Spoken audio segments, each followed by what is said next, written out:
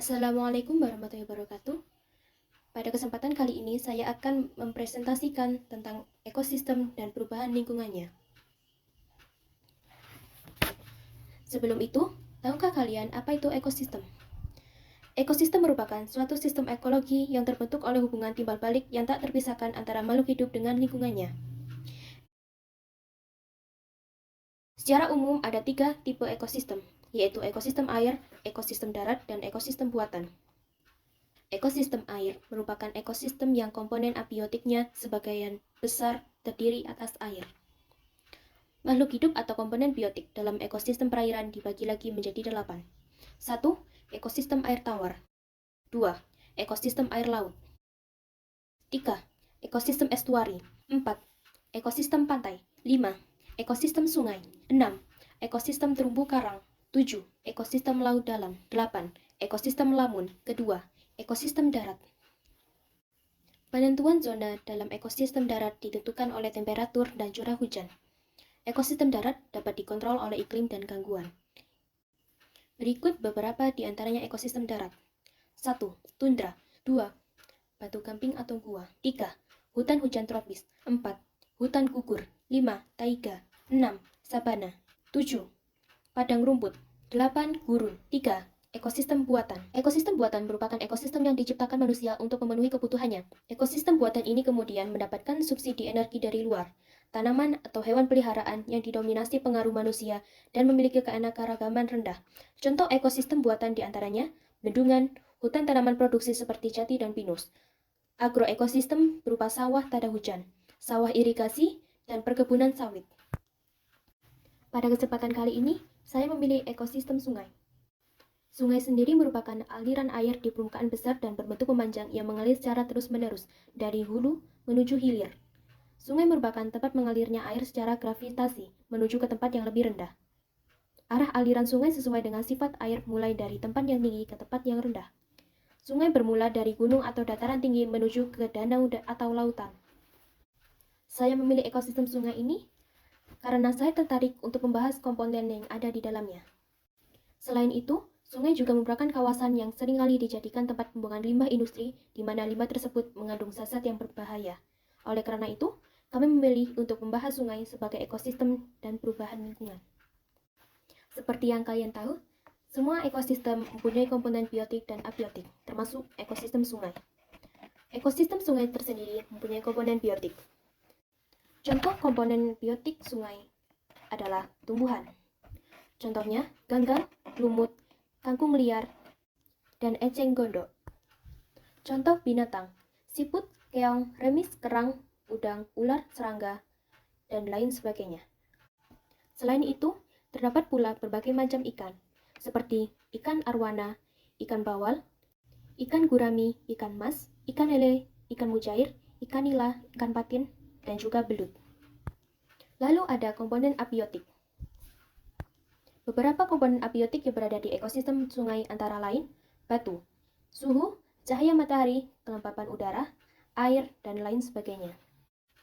Komponen-komponen yang terdapat di sungai juga membentuk rantai makanan. Contoh rantai makanan di sungai yaitu berawal dari tumbuhan yang membutuhkan cahaya matahari untuk berfotosintesis.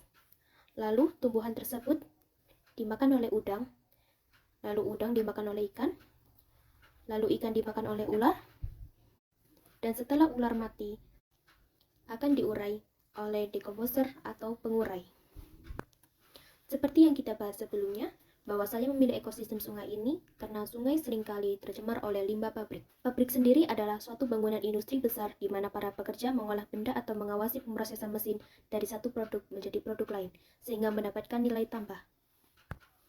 Beberapa contoh pabrik adalah pabrik minyak, pabrik tas, dan pabrik gula. Sayangnya, banyak sekali pabrik yang masih membuang limbah ke sungai. Padahal, ada beberapa cara mengolah limbah yang dapat dilakukan. 1. Dekomposisi, 2. Filtrasi, 3. Penambahan klorin, 4. Pengendapan, 5. Penyerapan, 6. Penyinaran, dan 7. Penyisihan. Banyak sekali bukan? Namun kenapa masih banyak pabrik yang tetap membuang limbahnya ke sungai? Padahal seharusnya mereka tahu bagaimana cara mengolah limbah yang benar. Setelah mengetahui cara mengelola limbah yang benar, diharapkan tidak akan ada lagi pembuangan limbah sisa industri yang dilakukan oleh pemilik pabrik-pabrik industri, karena hal tersebut dapat membahayakan diri sendiri dan orang lain. Hingga saat ini, masih banyak sekali limbah pabrik yang dibuang ke sungai. Seperti pada April 2023, ribuan ikan mati di Sungai Cilengsi, Kabupaten Bogor, Jawa Barat. Komunitas Peduli Sungai Cilengsi dan Cikeas atau KP2C menduga kematian ribuan ikan itu akibat alirannya tercemar limbah, bahan beracun dan berbahaya atau B3. Ketua KP2C, Puarman menjelaskan, aliran sungai membawa ikan-ikan dalam kondisi mati ini sudah berlangsung lebih dari 24 jam. Puarman memperkirakan pencemaran terjadi dari hulu hingga hilir sungai dengan kepekatan pencemaran cukup tinggi yang mulai terjadi pada Kamis 6 April 2023. Pasalnya, kata dia, tim KP2C melakukan pemantauan di sejumlah titik seperti di jembatan Lewi Karet, Kecamatan Kelapa Nunggal, di mana kondisi air Sungai Cilengsi cenderung normal dan tidak ditemukan ikan mati. Kemudian, di jembatan Cikuda, Wanaherang, Kabupaten Bogor, terpantau Rabu, 5 April, pukul 23 waktu Indonesia bagian Barat, kualitas air sungai dalam kondisi normal, tidak ditemukan ikan mati. Namun, pada Kamis, pukul 2 dini hari waktu Indonesia bagian Barat, ditemukan banyak ikan mabuk dan mati, memasuki area Curug Parigi, Cikiwul, Bantar Gerbang, Kota Bekasi. Pada Kamis, ditemukan ikan mati dalam jumlah luar biasa. Esoknya, Jumat, kondisi yang sama terlihat, banyak ikan mati. Berdasarkan laporan warga, kata Puarman, di jembatan Villa Nusa Indah, Bantar Gebang, Pangkalan 1, pada Kamis sore banyak ikan mati. Pada Jumat pukul 10 waktu Indonesia bagian Barat, tetap banyak ikan mati. Kini, ia meminta pemerintah melakukan upaya penyelidikan terhadap penyebab matinya ribuan ikan di Sungai Cilengsi, sehingga kejadian tersebut tidak terus berulang. Sebelumnya, warga desa Bojongkulur, Gunung Putri, Kabupaten Bogor, mengeluhkan pencemaran di Sungai Cilengsi. Air sungai itu dilaporkan berbusa dan mengeluarkan bau menyengat pada Selasa, 26 Juli 2022. Warga desa Bojongkulur bernama Kinan mengatakan, peristiwa sungai itu berbusa dan bau limbah kimia bukan sekali ini saja terjadi. Limbah busa putih itu tidak lama. Kinan mengatakan busa itu hanya terlihat beberapa menit pada Selasa pagi, sekitar pukul 8.30. Bersama dengan mengalirnya busa putih itu, Sungai Cilengsi juga berbau menyengat, mirip bau bahan kimia pemutih pakaian. Kinan bercerita dirinya tersedak ketika menghirup bau sungai tersebut. Dia menduga pencemaran sungai itu berasal dari pabrik di tepi Cilengsi. Bukan sekali ini saja sungai tersebut tercemar. Menanggapi keluhan warga desa Bojongkulur itu, Kepala Dinas Lingkungan Hidup Kabupaten Bogor, Adeyana Mulyana, membeberkan rencana untuk memantau pabrik pembuangan limbah di Sungai Cilengsi menggunakan CCTV. Di suatu sungai, hiduplah bermacam-macam hewan dan tumbuhan. Sungai tersebut sangat jernih dan nyaman sehingga makhluk-makhluk di dalam dan sekitar sungai sangat menyukai tempat tinggalnya itu. Sungai dengan luas 266,147 km persegi dan panjang 39,106 km persegi ini berwarna biru bak permata. Pada suatu hari, di dasar sungai itu, Dudung dan Lalang sedang mencari makanan. Mereka berdua mencari makanan dengan penuh semangat. Dengan cuaca yang cerah hari itu, air sungai terlihat berkilauan terkena sinar matahari. Udah dapat berapa mangsanya? Tanya Dudung. Belum sama sekali, susah banget mau nyari makan, jawab Lalang. Ya udah, cari lagi aja. Aku lihat di tepi tadi banyak mangsa tuh. Oke, aku kesana aja. Mereka akhirnya mencari ke tepian sungai. Dengan bersemangat, keduanya mencari makanan yang disebutkan Dudung tersebut. Di hari yang tenang itu, tiba-tiba aliran hitam mengalir bercampur dengan jernihnya air sungai. Wah, gawat nih, kita harus cepat lari. Ucap Lala menarik Dudung menjauh dari aliran itu. Aduh, kita harus cepat agar nggak mati. Aliran itu semakin menyembur dan bercampur dengan cepat. Teman-teman mereka yang tidak sempat menyelamatkan diri mulai berjatuhan ke dasar sungai dan mati dengan cepat. Sungai itu pun menjadi tercemar dan tidak lagi sehat. Setelah menjauh dari cemaran itu, mereka melihat ke arah sungai itu dengan tatapan sedih dan duka. Banyak dari mereka tidak sempat menyelamatkan diri dan mati sia-sia. Kenapa sungai kita jadi begini? Ucap Lalang lirih. Ini pasti ulah manusia-manusia itu lagi. Kenapa sih? Gak ada kapok-kapoknya buang limbah ke sungai ini. Kan sungai ini juga sumber hidup mereka. Jawab Dudung dengan emosi yang tidak bisa ditahannya. Iya benar, sekarang bukan cuma teman kita aja yang mati. Tuh lihat, air udah jadi beracun dan tubuh juga ikutan mati. Kalau udah gini, manusia-manusia ini harus tanggung jawab. Setuju, mereka nggak bisa seenaknya kayak gini. Mereka marah dan juga sedih akan sikap manusia yang tidak terpuji ini. Bukan hanya sekali manusia-manusia ini membuang limbah industri ke sungai, sudah beribu-ribu kali dan masih saja tidak ada kesadaran. Sungai itu pun menjadi tempat yang tidak dapat ditinggali oleh makhluk-makhluk di dalamnya. Alhasil, mereka harus berenang jauh dari rumah tempat tinggalnya dan merelakan kepergian teman-teman mereka. Mereka juga harus mencari cara agar tetap dapat bertahan hidup dan mencari makanan di sekitar tempat tinggal baru mereka. Lama setelah mereka bermigrasi, Dudung mendengar bahwa sungai tempat mereka tinggal dulu telah kembali bersih dan dapat ditinggali. Ia berkeliling dengan bahagia dan memberitahukan semua ikan dan makhluk lainnya yang tinggal di sana dengan suara lantangnya. Hei, aku bawa berita baik. Kita dapat kembali ke sungai tempat kita tinggal dulu. Mendengar suara Dudung, lalang yang sedang bersandar pada batu seketika bangkit dan menghampiri Dudung. Beneran kah? Kata siapa kamu? Kok bisa ditinggali lagi? Emangnya udah benar-benar bersih dan aman? Banyak pertanyaan diutarakannya. Beneran tahu, aku tadi dengar dari sana, makanya aku langsung berenang cepat ke sini buat kasih tahu berita ini. Katanya ada komunitas yang membantu membersihkan sungai itu, dan mereka juga bikin gerakan supaya pabrik industri itu nggak lagi buang limbahnya ke sini. Wah, bagus dong. Jadi masih ada manusia yang peduli terhadap kita dan lingkungan sekitar. Berarti kan mereka masih sadar kalau yang beri mereka hidup itu alam. Benar tuh, jadi nggak semua manusia itu jahat. Sungai pun nggak akan menangis lagi karena tercemar. Pasti sungai, tumbuhan, dan hewan-hewan lain sangat senang dengan kabar ini. Setuju, aku udah nggak bisa lagi lihat sungai menangis karena dirinya tercemar limbah. Mereka akhirnya mengajak seluruh penghuni untuk kembali ke tempat asal mereka. Mereka pun memastikan bahwa masyarakat tidak perlu khawatir akan keadaan sungai karena sungai sudah benar-benar bersih dan aman. Hal ini pula menjadi pelajaran bagi kita untuk selalu menjaga sungai dan lingkungan agar tetap bersih dan sehat, serta tidak membuang limbah ke sungai karena hal itu akan membunuh dan meracuni makhluk-makhluk yang ada di sungai. Selain itu pula, kita juga telah mengambil tempat tinggal mereka dengan cara yang jahat.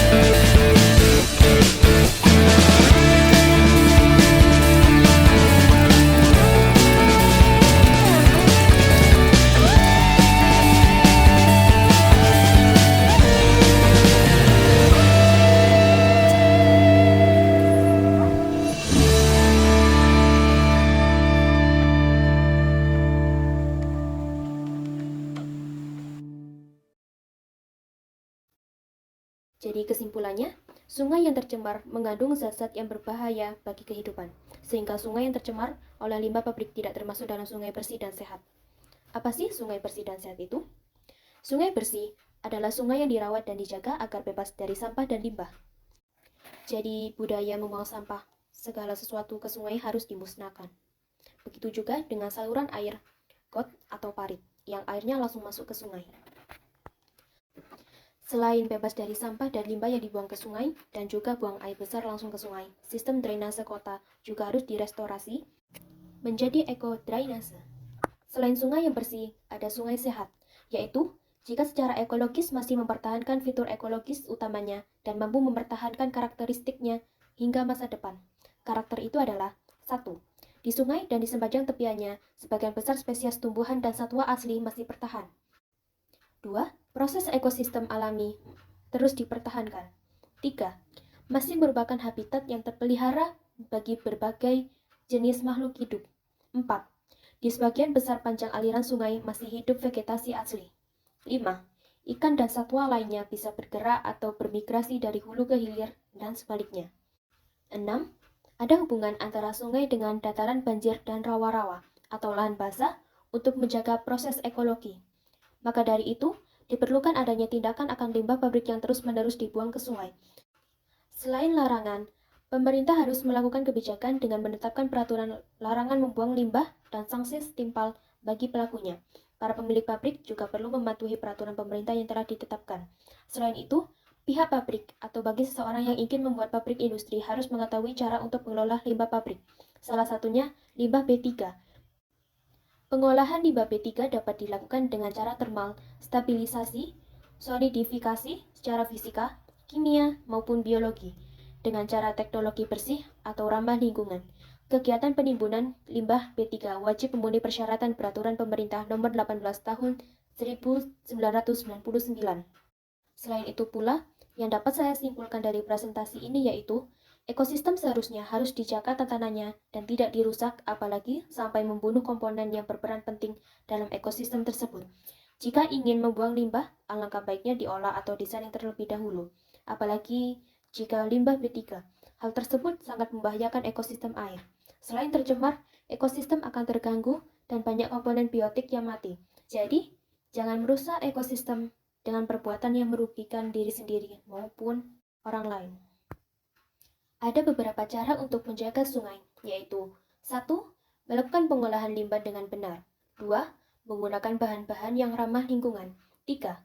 Tidak membuang sampah di sungai atau sumber air lainnya. 4. Menggunakan deterjen yang ramah lingkungan. 5. Rutin melakukan upaya pembersihan sumber air. 6. Menanam pohon di setiap lahan yang tersedia. Nah, sudah jelaskan bagaimana caranya untuk mengolah limbah dan juga menjaga sungai? Setelah mengetahui bahaya limbah yang dibuang ke sungai, kita sebagai manusia harus tahu cara yang tepat untuk mengolah limbah sebelum membuangnya agar tidak membunuh ikan-ikan dan komponen biotik lainnya yang terdapat di sungai. Jadi, marilah kita menjaga kebersihan sungai dan tidak mengotori sungai apalagi dengan limbah-limbah beracun. Sekian yang dapat saya sampaikan. Mohon maaf apabila ada kesalahan tingkah ataupun ucapan yang kurang berkenan. Semoga dapat menambah pengetahuan Anda sekalian. Saya ucapkan terima kasih. Wassalamualaikum warahmatullahi wabarakatuh.